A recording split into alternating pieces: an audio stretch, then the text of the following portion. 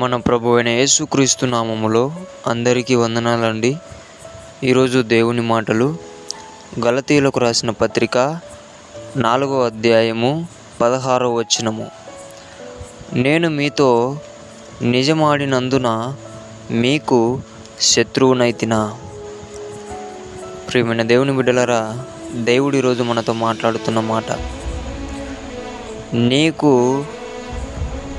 నీవు నిజం పలికినందున నీకు శత్రువులు తయారైతే నీవు దేవునిలో ఎదుగుతున్నట్టే.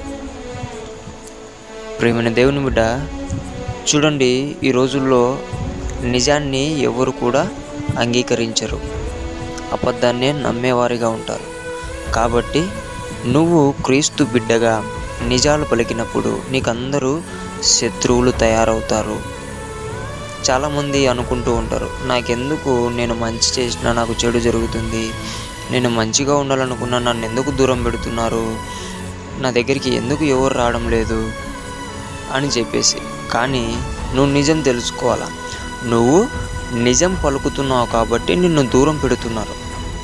ఈ లోకానికి వెలుగంటే ఇష్టం లేదు, ఈ లోకానికి యేసుక్రీస్తు అంటే ఇష్టం లేదు, ఈ లోకానికి నిజం అంటే అస్సలు ఇష్టం ఉండదు. ఈ లోకానికి చీకటి అంటే ఇష్టం, ఈ లోకానికి సాతాను అంటే ఇష్టం, ఈ లోకానికి అబద్ధం అంటే ఇష్టం. అందుకే ప్రియమైన దేవుని బిడ్డ, నీకు శత్రువులు తయారైనా పర్లేదు, కానీ నీవు మటుకు నీ దేవుడిచ్చిన సత్యాన్ని మరిచిపోవాకు, నిజమే మాట్లాడు. ఈరోజు నీకు నిజం మాట్లాడడం వల్ల ఎవరైతే శత్రువులయ్యారో ఖచ్చితంగా దేవుడు ఏదో ఒక రోజు వాళ్ళని నీకు మిత్రులుగా చేస్తాడు. నీవు నిజాన్ని వదలకుండా పట్టుకుని ఉన్నప్పుడు, ఈరోజు ఆ నిజం మాట్లాడడం వల్ల నీకు శత్రువులు అవుతున్న ప్రతి ఒక్కరిని దేవుడు నీకేం చేస్తాడు, దగ్గర చేస్తాడు. ప్రేమైన దేవుని బిడ్డలారా, ప్రతి ఒక్కరు కూడా నిజం మాట్లాడి శత్రువులను సైతం మిత్రులుగా మార్చుకోవాలని దేవుని బిడ్డ మనవి చేసుకుంటున్నాను. దేవుడి మాటలను దీవించునుగాక. ప్రార్థించుకుందాం. యేసయ్యా, నీకు వందనాలు, స్తుతులు, స్తోత్రాలు ప్రభువా. మాతో ఉన్నవాడా, మాలో ఉన్నవాడా, నిజము తండ్రి. నీవు మాట్లాడే ప్రతి మాట నిజమైనది ప్రభా.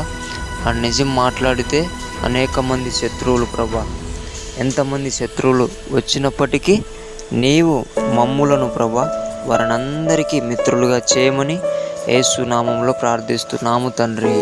ఆమెన్.